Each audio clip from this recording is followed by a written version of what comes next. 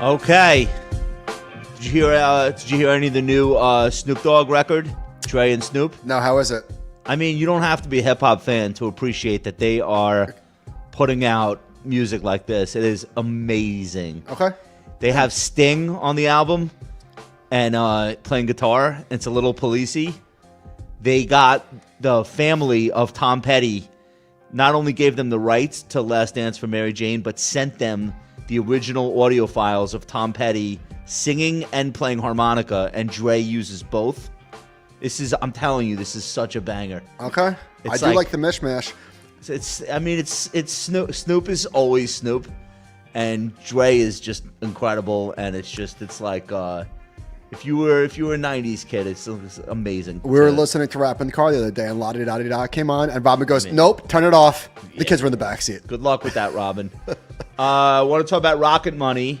Rocket Money is a personal finance app that helps find and cancel your unwanted subscriptions. And not just that. What else does it do, and Michael? Not just Tell that. us. Fill us in. It's like my personal. You spent this much money last week. Okay, so maybe it's like a CFO in your pocket. Maybe tap the brakes, but it's all good because you spent that much the last week, so it's actually down. So you're good. Yeah, no, it's your personal CFO. I love it. There's a dashboard that shows you all of your expenses across all of your accounts that you connect to it. It's like having mission control. Don't you for tell your me. Subscriptions. I'm all in. It's really cool. Guys, Rocket Money has over 5 million users and has saved a total of $500 million in canceled subscriptions, saving members up to $740 a year when they use all of the app's premium features. Cancel your unwanted subscriptions today. Check out rocketmoney.com/compound, and that way they'll know you came from us. And what could be better? Real quick, before I know you have topic one tonight, you have a drone theory? I'm working on a couple. What do you think is what is going on? Literally? I'm not bothered by this. You're not.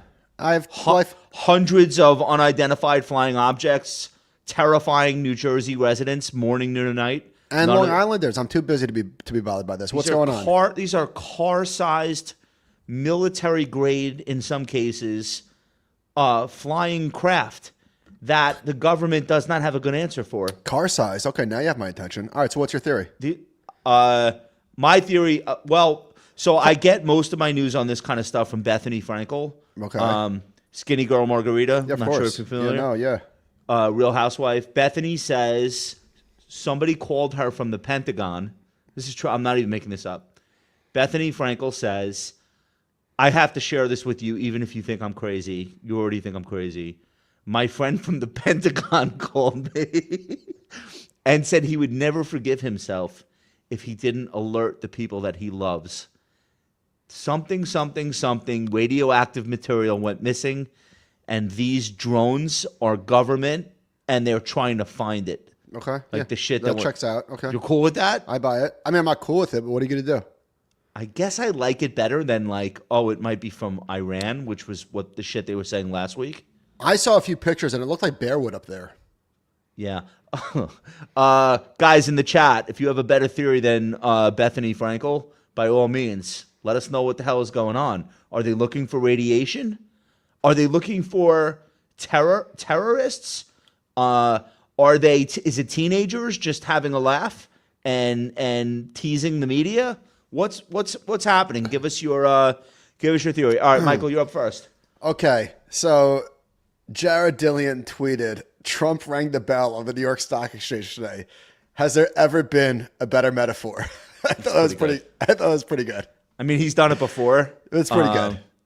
He's done it before at much lower levels, but I get it. So all right.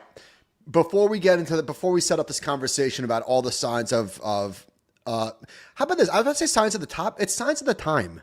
That's what it is. It's more a sign of the time than a sign of the top. When everybody, and you can look at all the historical data, everybody being bullish is not a good reason to be bearish.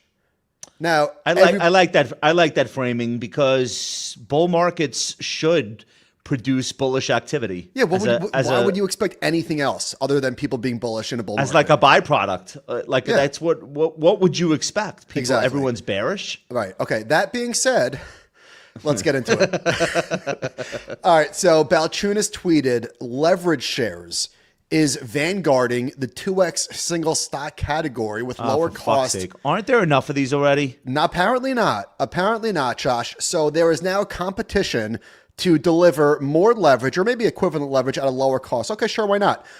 Yesterday, SoftBank CEO, because you know it's not a bull market until he shows up in size, Masayoshi. Can we back up? Can we back up? What We're is flying. What is the point of the leverage shares vanguarding? So they're going to do the same thing as the existing 2X Nvidia ETF, but cheaper? Is that what you're saying? So now there's a war to the bottom in fees for these. Why? I have one question for you. Why aren't any of these son of a bitches sponsoring my show? All right. Masayoshi's son to announce. I might be bullish on these. That's all I'm saying. I might flip bullish. A $100 billion investment in U.S. during visit with Trump. Of course, why not? Why would he not be doing this? Next chart from Bloomberg, bearish bets flop. We're looking at the assets in leveraged long ETFs and the degree to which they exceed inverse products. And it's a record, of course. Not surprising. My God. Yeah. You've got Barron's going in, why the stock market could gain another 20% in 2025. Now, again, all of this is a sign of the time, not necessarily a sign of the top. But, man, this would be poetic. We extensively covered Hawk Tuah coin last week. Throw that in here.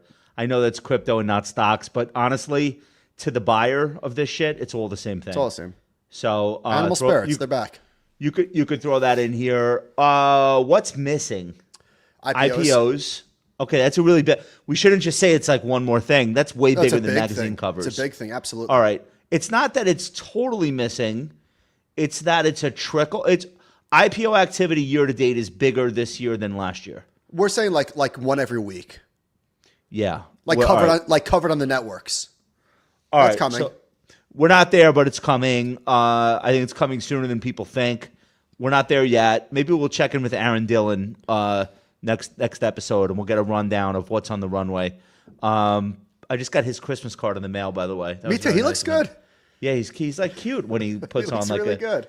They like went down to the Sears. It's adorable. All right. I want to ask you though, like, is there a specific thing that where you just say, you know what, I don't trade on magazine covers, I don't do this stuff, but this is it for me. This is my off ramp. Is there like a specific thing? Not yet. No. Not that you've seen yet, but just something out there. Like what could happen? Do you want to like? Is it I don't know. Is it like Beyonce doing a trading newsletter, or like is it something like that? Yeah, like something. Listen, Barron's covering the market in a bullish tone is not anything. No, that doesn't do it for me. That doesn't count. That's right. I agree. That doesn't count. I'm talking about if you show me the stock market chart of Nvidia on the cover of Sports Illustrated for Kids, now I'm bearish. Okay. Right? All Like now I'm bearish. Like like people talking about stocks that like what had to happen to get these people to the point where they think they should be doing. So how about this? Coverage? I'm not getting any questions from friends. No, I agree with that. It doesn't feel like 2021. In 21, I was getting SPAC questions and crypto questions. So we're going to get into later in the show my second topic. There's reasons to be bearish, and it has nothing to do with sentiment. There's some real shit going on in the service, so we'll get there. All right. So, but Trump literally rang the bell. It's good. It's pretty good. And for those of you who are not aware why that's so funny, like so like they don't ring a bell at the top. Yeah, that's like one of those age-old aphorisms on Wall Street. Like nobody rings a bell at the top. Well, maybe somebody just did. All right. If the drones are somehow involved with the NASDAQ. What if they're just looking for alpha? It's been a tough year to find some. Oh, look at you. All right. That's pretty good. I'm going to do this deep dive into the chip world. Yeah, cook. I think this is going to be one of the biggest stories stock-wise of 2025. And so I wanted to use this opportunity to just walk everybody through a very big idea, which is for the last 2 years, Nvidia has had this AI dominance and this AI story to themselves. Like all roads lead to Nvidia is something that people said, and it was true. Nothing could happen in AI that Nvidia is not getting paid for. To a certain extent, that was true. Nvidia is both the hardware and the software, and nobody else is doing that. That was true. And I'm a shareholder in Nvidia, and I'm not bearish, and I don't do YouTube financial advice, so I'm not telling you to go out and sell your Nvidia. But we have to talk about it. The stock is in yet another correction, not a severe one. Chart on, please. This is a 13.6% drawdown off of the November highs. It's nothing to get alarmed about. We've seen bigger drawdowns this year, notably the one in early August. That was the bottom for the year, was over 20%. But the thing is, Nvidia does not report earnings until February 26th, which is a really long time from now.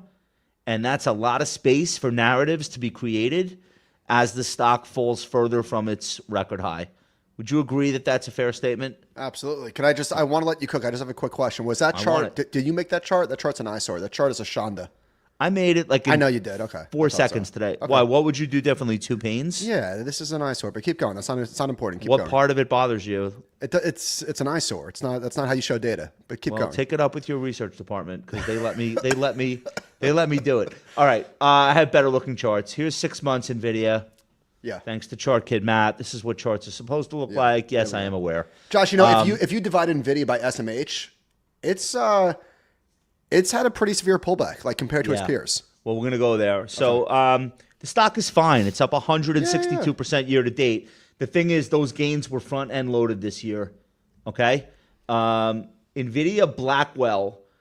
So Blackwell is the next generation GPU. It was announced this summer. Everybody's really excited about it.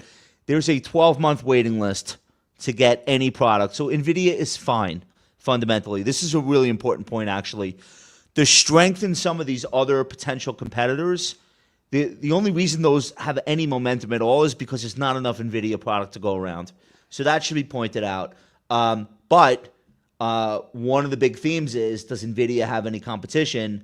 I think the competition is now becoming meaningful. And that's like the spoiler alert. I would just say nobody's going to wait for these Blackwell chips. This is a really important point. The hyperscalers are not like, oh, well, I guess I'll check back in 12 months. No way. That's not how it works. Okay, here's AMD. The success of AMD is that they're not Mr. Right, but they're Mr. Right now is the best way I've seen it put. Like, they have the chips and they are ready to do business immediately. And this has not been a great couple of months for AMD or a great year for AMD, but they're in the game. I love this chart. I'm looking right now. I might buy it tomorrow. Think about how many people bought AMD at the start of this year because they thought they missed Nvidia, and it just was a terrible. Well, it did go vertical. Trade. It did go vertical. Actually, not for me. Not to brag. I bought it and sold it into the verticality. You're lucky you got out. What AMD has going for it is huge wins at Oracle, Microsoft, and Meta. AMD's got this MI300, which is now powering some of the biggest data centers in the world. And the MI325 is the next version, which will come next year.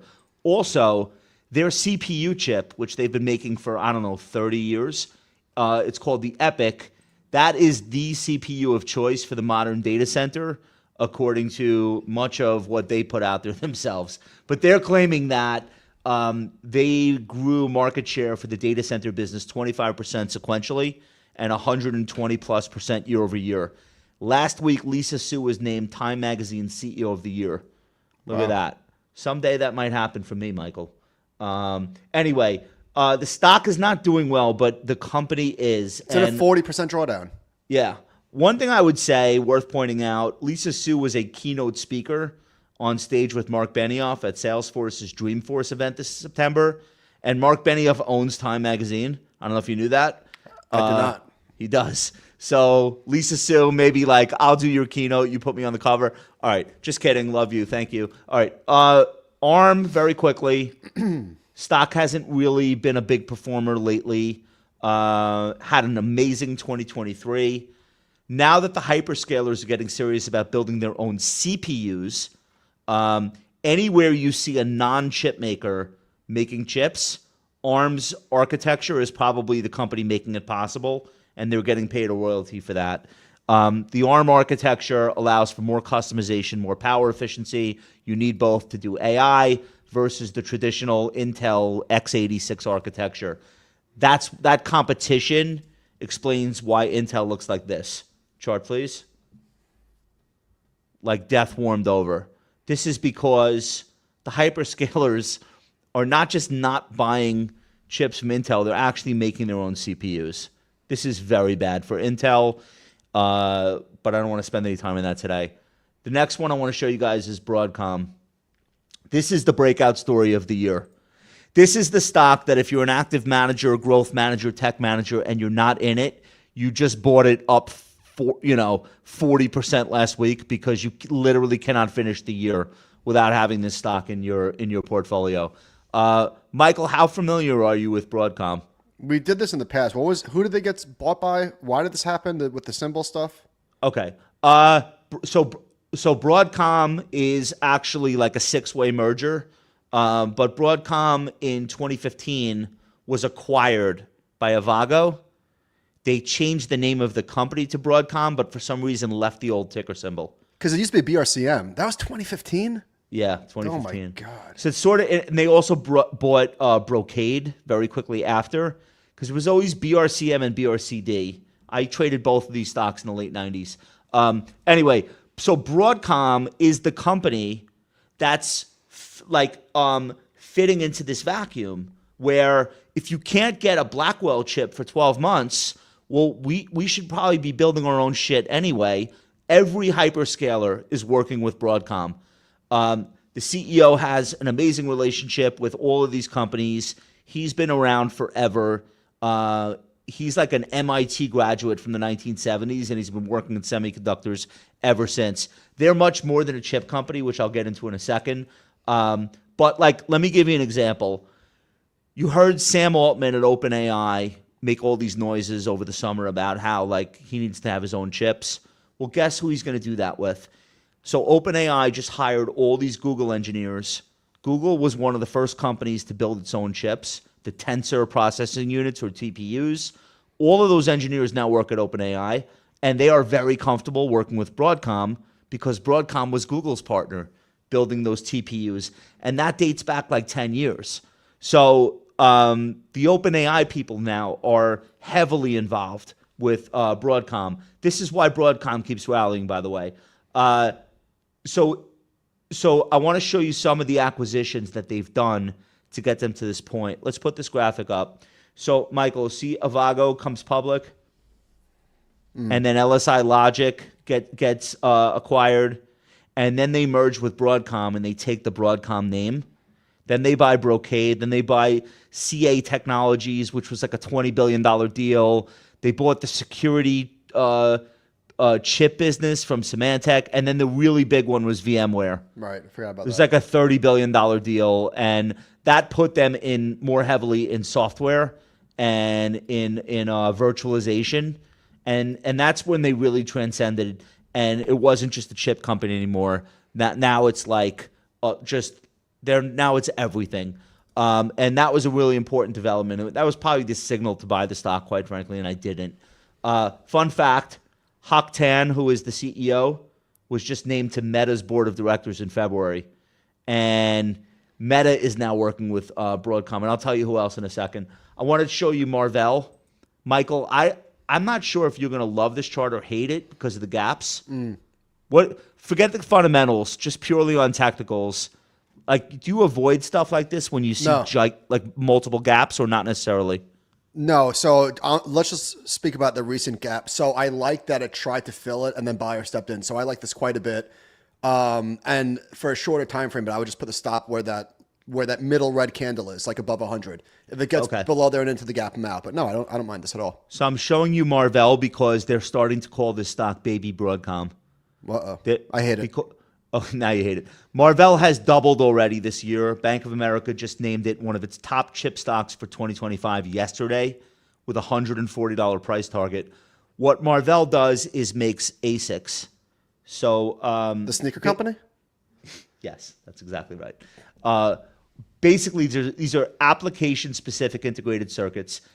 If you can't afford GPUs, but you still need to pull off these workflows, you're going to use an application-specific integrated circuit to get around that problem. The application-specific integrated circuit is less flexible than a GPU and less powerful, but much more cost-efficient for more narrow tasks. So what you're starting to see is the hyperscalers building their own versions of that, and Marvell is one of the biggest names in that business. And it's a way to get around the shortage of GPUs or the incredible cost of GPUs. And you're going to see a lot more of that in AI. And again, money being spent on that stuff is not being spent in Nvidia. And I think this is a really important thing for people to wrap their heads around. These are custom, like tailor-made chips for AWS, for Microsoft Azure. Like they are getting around these GPU shortages by using these types of chips. I want to show you Google. They're starting to talk about Google like an AI play again, which is nice. The quantum computing thing obviously was a shot in the arm too. That's why you got a new 52-week high here. Keep in mind that Google started building its own TPUs 10 years ago, way before anybody was saying AI. And the reason why is because as a cloud company, capacity is everything. And somebody working there asked a really interesting question. They said, what happens if every user wants to have a 30-second voice conversation with Google in a 24-hour period? What would that do to us? And the answer is they would literally need to double the amount of compute in their network, which of course would be impossible. And that sent them down this road of trying to be more efficient and building their own chips. So TPUs are a really early example of that. And now they're being thought of as a company that very seriously is building some of the most important. Trillium is the next version of the TPU, which is coming out now. And you see them really competing now with not having to buy as many NVIDIA chips.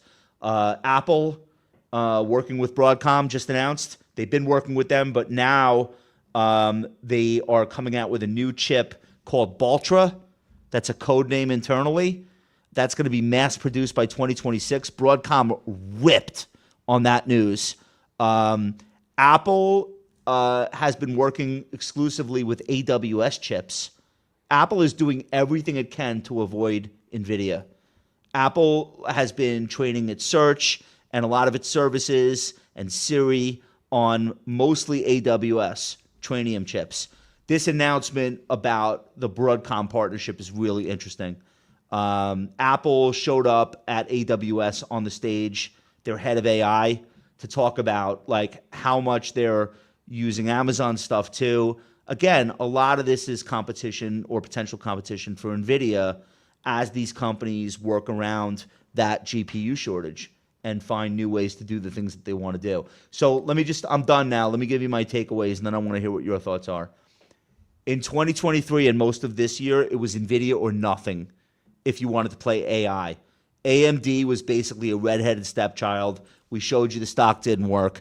Supermicro turned out to be like a potential accounting fraud. Intel basically forgot to set its alarm, slept through the whole race. It was NVIDIA or forget it. Now it's different. Broadcom is $1 trillion market cap. It's one of the 10 most valuable companies in the world. NVIDIA's top customers, Meta, Amazon, Google, Microsoft, every single one of them are in various stages to build their own custom AI chips to power their own data centers and their own devices. It's been in the works, but now it's like literally happening.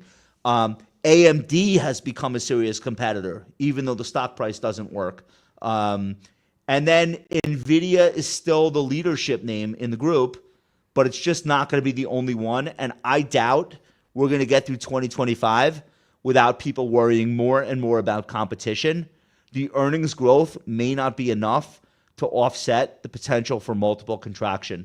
So here's my question. Chart on. If you had to guess, Michael, is this number, the PE ratio on NVIDIA, higher or lower by this time next year, next December? So the trailing PE is 50, forward is 43. Are those numbers contracting by this time next year, about the same or higher, if you had to guess? Contracting. I think so too, dude. So then the question is, how much did they contract, and is the earnings growth enough to offset that contraction? If you tell me NVIDIA has no competition, I'll pay 50 times. if you tell me they're competing with their own customers by this time next year, I'll pay 36 times. I'll pay 38 times. I don't know that I'd pay 50 times. And that is where this whole thing is headed.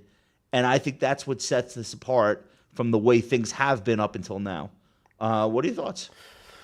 Well said, and congrats on becoming a semiconductor analyst in 24 hours. That was impressive. Ben and I spoke with... yeah, I'm an analyst. I'm an analyst now. Look at me. Ben and I spoke with Van Eck yesterday all about SMH, and they were making very similar arguments. So credit to you for getting to the same place. They were saying exactly what you said, that Nvidia is no longer the only game in town.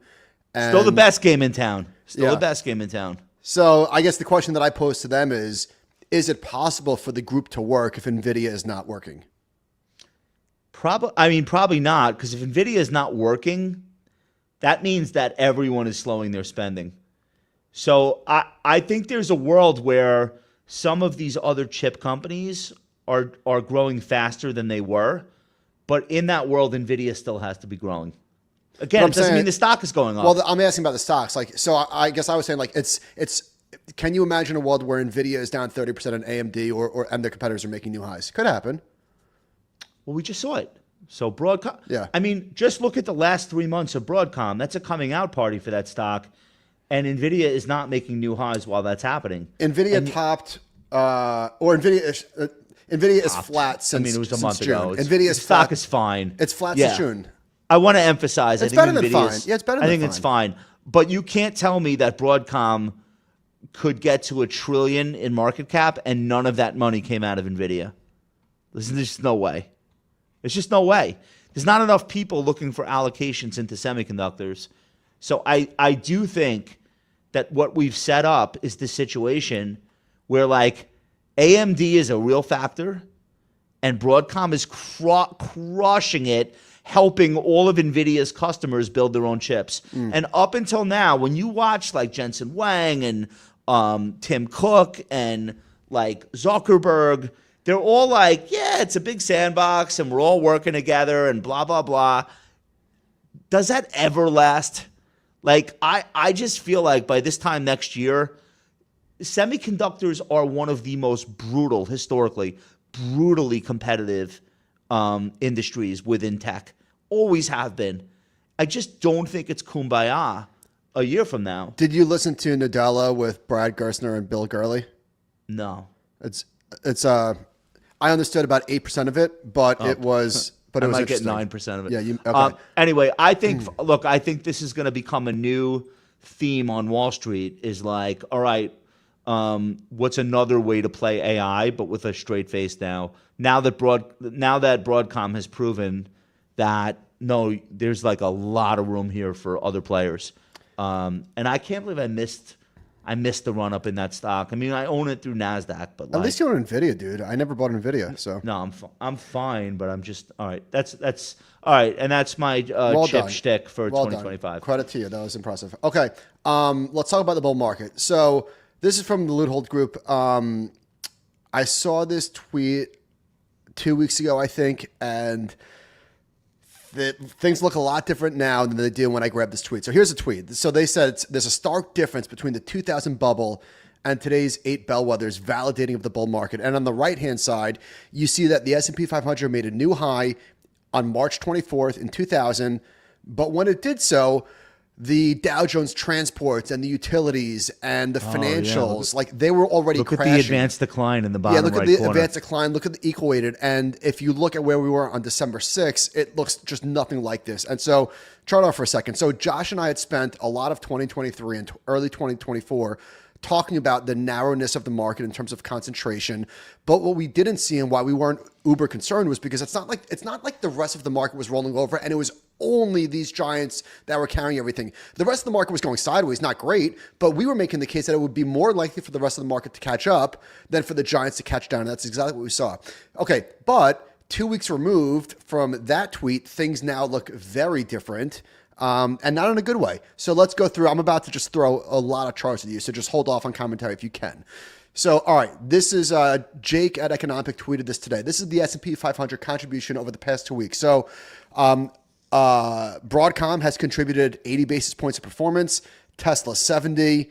Amazon, Apple, Microsoft, Google, and Meta have contributed a total of, I don't know what that says, 3.5% to the index. All other stocks outside of these 7 names are down 2.9%. That's crazy. So this is not great. All right, next chart. From Bespoke, what a start to the month. And when did they tweet this? A couple days ago. The S&P is currently up 0.32% in December, yet there have been more decliners than advancers in the index on all 9 trading days so far. Longest streak since the aftermath of 9/11. So breadth is bad and getting worse. Sentiment trader Jason Gepfer tweeted, "This will be the S&P 500's 9th consecutive session with negative breadth. That's happened fewer than 20 times in 70 years. And on average, the S&P has been 12% from its highs during these streaks. Today marks the closest the S&P has been to its high.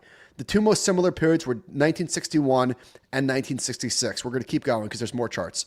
Again, this is from Jason today. Breaking, the Dow Jones Industrial Average is on track for its 9th consecutive down day, the first since 1978. So this is real shit. 9 down days, the first time since 1978. Joshua's a baby. This is the first time in history, dating to 1896, the Dow sank for 9 straight days while holding more than 5% above its 200-day moving average or within 5% of its all-time high. So we brought a few charts of our own. I asked ChartKit to show this to me. How many days in a row has the RSP closed lower than the open? And this was yesterday, so now it's 12, okay? So now we're at a record going back to the inception of the equal-weighted basket, goes back to 2003. And I was talking with Ben today that if you look at some sectors, specifically the value-related sectors, materials, healthcare, and energy, relative to the S&P, this is a full-blown, and I don't want to be hysterical, but they're crashing. Like materials, healthcare, and energy relative to the market are crashing. Ryan Dietrich today, so what, okay? So what does all this mean? Is this like much ado about nothing? We're getting a Fed cut tomorrow. Is all this going to be erased? I don't know, we'll see. But so Ryan did the work. Ryan Dietrich said, what happens when you have a streak this long of more decliners and advancers? Ryan's data goes back to 1990. And if you look out a month, 3, 6, and a year later, nothing with nothing. In fact, it's actually pretty green. There's a lot of green here, okay? So 1990 to today, this sort of bad breath has not really meant anything. I'll end it again. I'll give the final word to Jason, who says, 1990, so he quote tweeted Ryan, not to dunk or to be disrespectful, but just to bring the data back a little bit longer. He said 1990 is a convenient starting point. I know that's when Bloomberg data begins, but so he looks from 1957 to 1989. And if you look 1 week, 2 weeks later, 1 month, 2 month, 3 months, it's not great. In fact, there's a lot more red than green. Now, if you go out 3 months, 6 months, 12 months, it's a little bit cleaner, a little bit healthier. But in the short term, this sort of bad breath has been bad from 1957 to 1989 and not so bad from 1990 to today. So I guess the answer is inconclusive. We will find out what this means, but it is notable for sure. Breath sucks right now. Did Ryan Dietrich clap back at that starting point cherry pick comment from Jason? Well, I don't think it was trying to be disrespectful. I didn't see Ryan's response. I don't know Jason at all. Is he the kind of person that's like always trying to make like there is meaning, or he doesn't? That's not his. No, I don't think. shtick? I don't think this is mean spirited. Does he follow you on Twitter? I don't. I hope so. I do shout him out quite a bit. Yeah, I've never spoken to him, so I don't know. I never spoke to him, and I never met him. Yeah, I don't know. I don't know him personally. He has great data. Can we go back 2 charts really quickly? I know there's a lot of charts in there. No, there's like a couple that I just had follow-up questions on. Yeah. All right. Like this is so to me, this is not difficult. These stocks have done shit all year. All this is like retail tax loss related selling.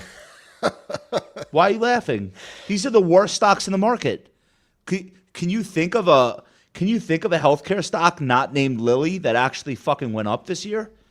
The energy stocks are negative this year. Materials, of course these stocks are being sold on December 17th. Totally unshocking to me. Go back one more. Nope. One more. One more? All right, no, I don't know where it is. Which one? Window dressing. All right, so there's 2 things about active managers. The ones that run 1940 Act open-end mutual funds, they close out their fiscal year in October. So this is not tax-related selling, but window dressing doesn't take place in October. It takes place in It takes place in December. Window dressing is a very real phenomenon. If your performance this year is not great, the least you could do is not look like you were a fucking idiot. And this is a very human thing, and there's nothing wrong with it. I'm not criticizing anyone, but I talk to people who have run actively managed portfolios, and I know this is real. You get rid of the stuff that makes you look really stupid. What makes you look really stupid this year? Pfizer is a great example. A piece of shit that I've been wrong on all year. If I were running an actively managed mutual fund, it's okay, I own Pfizer. I might want to own a little bit less of it as the year closes out, unless I think something's going to change in January, which, spoiler alert, it's not.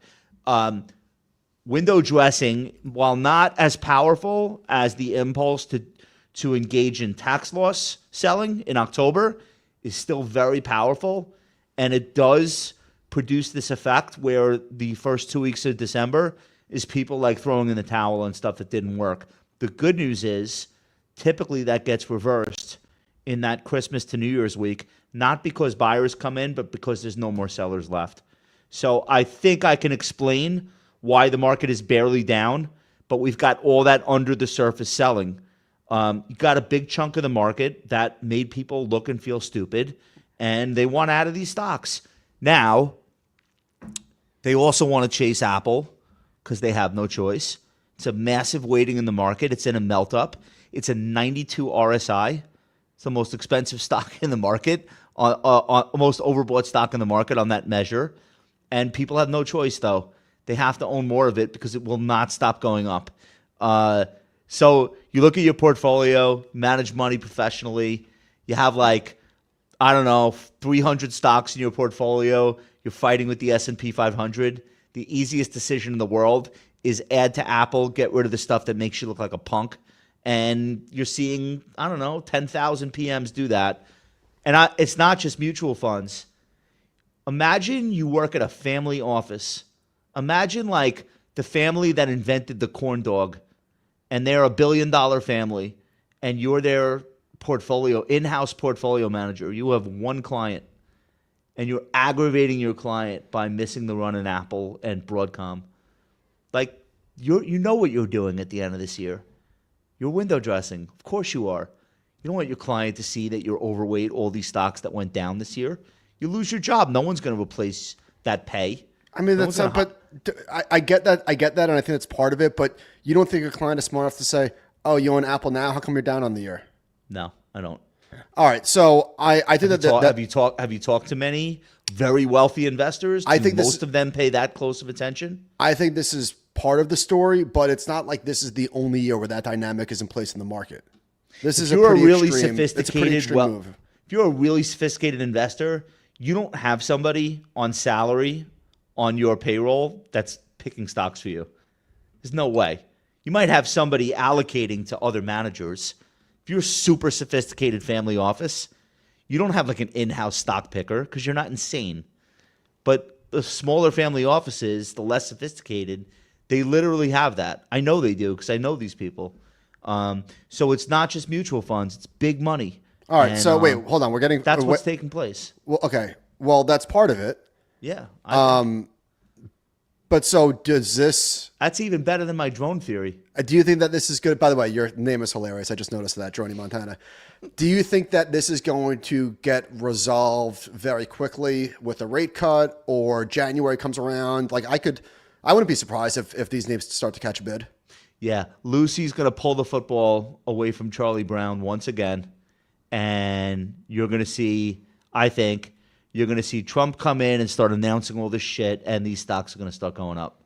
And if you threw in the towel on something that didn't work this year, I'm thinking about energy. And actually, my mystery chart at the end of the show, I think fits pretty well with this idea. I actually think energy is going to have a good year next year. Okay. So I am a little bit. But those are the stocks they're selling. I am a little bit more. I'm paying attention to this. Am I overly concerned? No, I'm not. But I'm not quite as dismissive as I think you are. I'm not totally dismissive. It could get way worse. Look, I pay attention to internals. I'm like you in that regard. You respect internals. I do respect. I do pay attention. The thing is, sick fuck that I am, I'm more likely if you come to me and you say, Josh, only 20% of the S&P are above the 200-day. That's when I'm putting more money in. Yeah, I agree. Because I don't care. You ever see the scene in Casino when Pesci explains to the banker? Yes. Right? And I'll come back with He's like, I'm gonna put you in the hospital and I'll go to jail. Yeah. And 20 years later, right about the time they're letting me out, I'll come right back and do it again because I don't know any better. That's how. So don't you internals me, because I'm gonna act way different than you think I am when the internals get washed out. Worth following. I agree. These are really good charts. Can I show you some good stocks? Let's do it. Fintechs this year. This was the year of the fintech comeback. Financials were the best sector, and tech was the second best. You put them together, it's like a Reese's peanut butter cup. I do love Reese's. You know why? Financials and tech. You know, you have stocks that you watch and you're mad at yourself because you were watching them and you were writing them and you just never bought. Like, to me, that's Robinhood. I've been watching that stock forever. So many of those. I have so many of those. I know. It's I've always said the biggest problem with me is I don't trust in my own intelligence. Trust your intuition. Come on. Let's do Robinhood. Put this up. This is since inception. I just wanted to give you like the whole narrative. Wow. So this came public as the hottest stock in a bubble. Like 2021 was a legit market bubble, and this was the belle of the ball, right? Because this was at the epicenter of so many of the bubble trends. Yeah. And it had insane user growth, and it just had this amazing story, and it was a horrible IPO. If you were drunk, so bad. If you were drunk out of the stock market in 2021, Robinhood was your bar. You would, and you were probably bullish on the name, and it just collapsed. I think if they had come public a year earlier, it probably would have been $150 stock before it topped. Yeah. It didn't have that long. The SPACs were already collapsing when this thing came out. All right. Anyway, it's been a long road, but I love that. Like, it's a 4-year base. Put that back up. Look at the consolidation and the basic. I mean, this is so bullish. How is this not going to 50? Oh wait, this is one of those charts where like it hides the fact that there was a nasty shakeout in the summer. Like there was a few bumps along. I know, the way, but look how quickly it came back, dude. I know. I should have bought. I know. This stock is going higher. Mark my words, and you know it is because neither Michael and I own it, and we both know it's going up. I refuse. I won't. But I did buy Block. Put up SQ. I followed you right into 1 year. You followed me into this. This is a 1 year technical. I think we did this as a make the case on the show. This is a legit breakout. Yeah. And holding it retraced. Yeah. This hit my list again. Best stocks in the market, and for a variety of reasons, it's been like a recurring player on that list. So Josh, if you zoom out a little bit further, 90 is the key level that was acting as prior resistance. It's now looking at support, and so I should probably be buying more of this. It looks really good. Look at that 50-day ramp too. That just happened in the last couple months. Yeah, it's working. So I think what'll happen now is it'll spend some time consolidating, but it's probably going to 100, and that 200-day is now going to get a little bit steeper. So this is yet another and this is like they have a Bitcoin treasury inside of this. They do payments. They have a huge merchant payment gateway business. They have peer-to-peer. It's like run by an actual Cash App. It's run by an actual wizard. Well, look at this fucking guy. This is unbelievable. Like 20 years ago, I would not have bought a stock where this is the CEO. Oh my God. I mean, this is now. Part of me is like, oh, he literally looks like he slept on the street last night. But then part of me is like, do you know what kind of balls it would take to show up at a crypto conference looking like this and then miss earnings? No way. No way. I don't care how much ayahuasca. Nobody's that crazy. So I predict that this is a harbinger.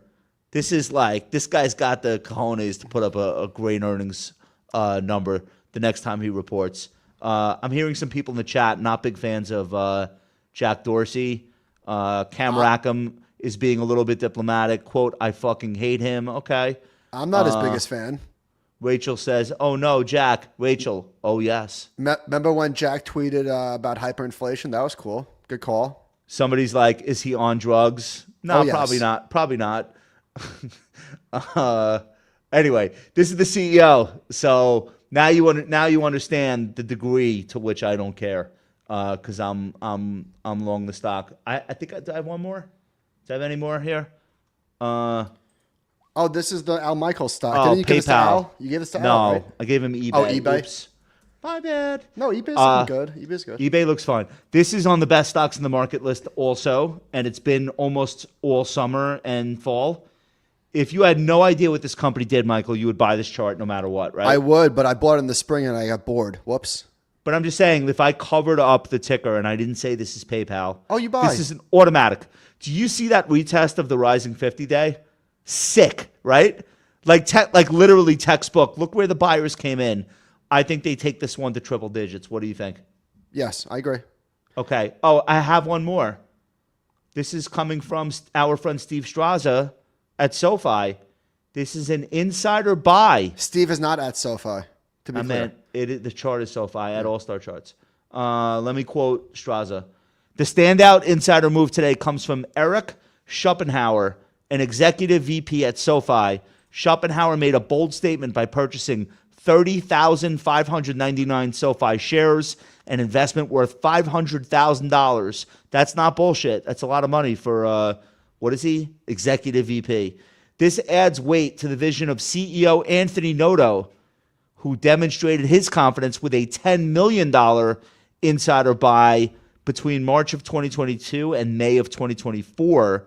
The stock has officially left the station, completing a classic, put it up, bottoming formation, now surging high with authority. Price is breaking out of a tight continuation pattern in the direction of the underlying trend. Looks so good. Here's my question to you. Is Straza better at this than JC? Yes. He is, right? I'm just teasing. No, I don't want. We're gonna get that. We're gonna get that text at some point. This stock Straza's really good at They're this. great. I'll tell you why. They're both great. You can't have a conversation with JC about like insider buying or fundamentals. He's like, well, what does that mean? I've never heard of that. Like he does it just to piss people off. Straza will at least look at the fundamentals and try to connect why the technicals are working. The stock looks so good. I can't imagine who's buying here except for professional traders. Just Straza, we like you. JC, we love you. Don't get mad. All right, you're up. Okay, where are we going next? Okay. So we have a Fed rate cut tomorrow in all likelihood, and Value Stock Geek skated. A Fed cut right now has tequila shot at 3 a.m. energy, and I think that Value Stock Geek is looking at this through the lens of the stock market, to which I would nod my head and say, we're cutting rates. Why are we doing that? Now the Federal Reserve does not care about the stock market to the extent that we do, and Connor Sen had a more sober take, speaking about to beat the tequila shot analogy to death. So at Bloomberg, Connor wrote, "It's not clear why investors are so confident the Fed's job is nearly done with the unemployment rate back near its highest level of the year and the outlook for residential construction darkening. The reality is that downside risks to employment and even inflation are more pressing than the upside risks heading into 2025, despite the stock market hitting new records. All it would take is one soft jobs report to push the unemployment rate to a new cycle high and convince investors that the labor market remains an area of concern." And I agree with both of these takes. I think that Connor's right that if there is one bad report and the and the unemployment rate hits a new cycle high, stocks will get corrected in about 2 weeks or less. I think that's true. So on the surface, I agree with Value Stock Geek. It's like seriously, you're watching Broadcom add $300 billion in market cap, and like we'll do another rate cut. I totally get that. It's very surface though. Here's Neil Dutta basically agreeing with what you and Connor have to say, and his notes are short and sharp and to the point. The subject line is, "My concern dial has gone up a bit." Neil says, just today, 2 years ago, back in 2022, I recall that on the recession train, for the coming year. I took the other side. Even though labor markets were fine, today the consensus is fairly sanguine on growth next year. However, labor markets have been cooling. I see myself more on the more cautious side of the consensus at present, heading into tomorrow's FOMC. Most have coalesced around the idea of a cut in December with a signal to pause. I'm not so sure. The main risk right now isn't that the Fed pauses, but that the pause is fairly short-lived. Yeah, what if they can't pause because the labor market continues to deteriorate? Nobody's talking about that. Not really. No, because the stock market is front and center. Yeah, I guess we're gonna have the. I don't want to spend any more time on the Fed because we're gonna get the number on Wednesday, and then we're gonna chop it up on the Compound and Friends the next day. Yeah. Why don't we go right to make the case? Okay, so this is lazy, so apologies, but hear me out. It's Moderna. I'm making the case for Moderna, and it's a tepid case. Such a piece of shit. It's such a piece of garbage. So this was I would say this and Zoom were the two poster So much worse. Poster children of the pandemic, Moderna and Zoom. Chart on, please. So this maniacal stock was, of course, the COVID vaccine stock, and it peaked at a market cap of $195 billion, which was like 900 times sales or something hilarious. It has since dropped 91%. It's down to $15.7 billion. Next chart, please. So here's the decline. Oh my God. Pretty gross. This is worse than getting COVID. If I would rather you tell me, Josh, bad news, you have COVID versus Josh, bad news, you own fucking Moderna. I'm telling you, this actually could be worse than the disease. I was looking through the earnings calls because LOL, and of course they are in cost-cutting mode because their cash cow is now behind them. So they've got continued efficiency gains in the third quarter, reducing SG&A by 36%.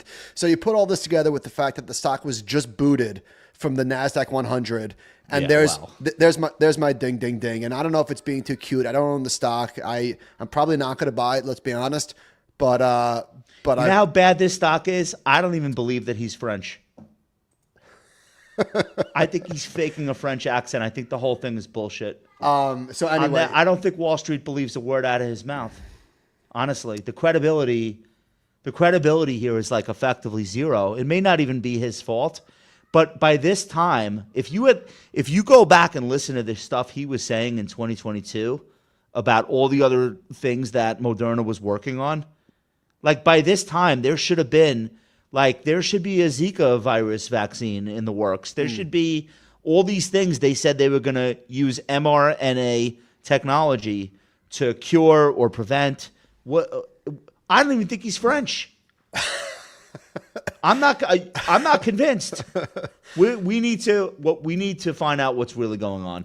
So we'll revisit this. We'll revisit this either 100% higher or 50% lower. Yeah, it seems binary. Yeah, he might be from New Jersey. This guy, what's his name? Steven Bonsell. Guys, I'm kidding. By the way, I'm just joking around. All right, I have a mystery chart for you. You're gonna get this one.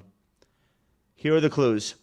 You're allowed to know what the orange line is. It's the S&P 500. It's like basically 3 months, back to middle of September, okay? Mm-hmm.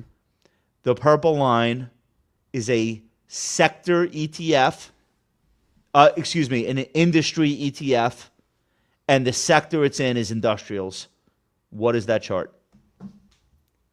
Home builders? Look at you. I've never been more proud. How did you know? I guessed. I mean, it's a really good guess. You could have guessed airlines. No. You could have guessed any industrials is so broad. You could have guessed anything. Well, thank you. I happen to know that these names are acting like duty. So there you go. It's not good. It's not great. What's going on with the home builders? I think. I want to show you this one other chart. It's not just about rates, guys. So look. All right. So look what I'm showing you. The 30-year mortgage rate peaked on October 26th, right? Mm-hmm. As soon as it peaked, we had this huge rally in the purple line, which is the XHB Home Builders ETF. Look how far that rally ran. Now, still sort of have rates coming down, but the stock prices aren't rallying anymore. What do you think that's about? Is it like too short term to read any meaning into it, or is there a consumer demand destruction story Look, going man, on here? It's very simple. Chart off. Window dressing. That's it? It just solves everything? I don't know. It's a plug. Hey guys, did you Positioning. know? Positioning. Hey everybody, did you know Hey, tomorrow hey. is Wednesday, which means an all-new edition of Animal Spirits starring Michael and Ben. You could listen to it on Spotify or Apple or wherever fine podcasts are played. Don't forget to tune into an all-new Compound and Friends at the end of the week. And Duncan and Ben will be doing an Ask the Compound this week as well. So it's a full week's worth of Compound content. Thank you guys so much for coming to the live. Thanks for all your likes and subscribes and follows and comments. We appreciate you so much, and we'll see you very soon.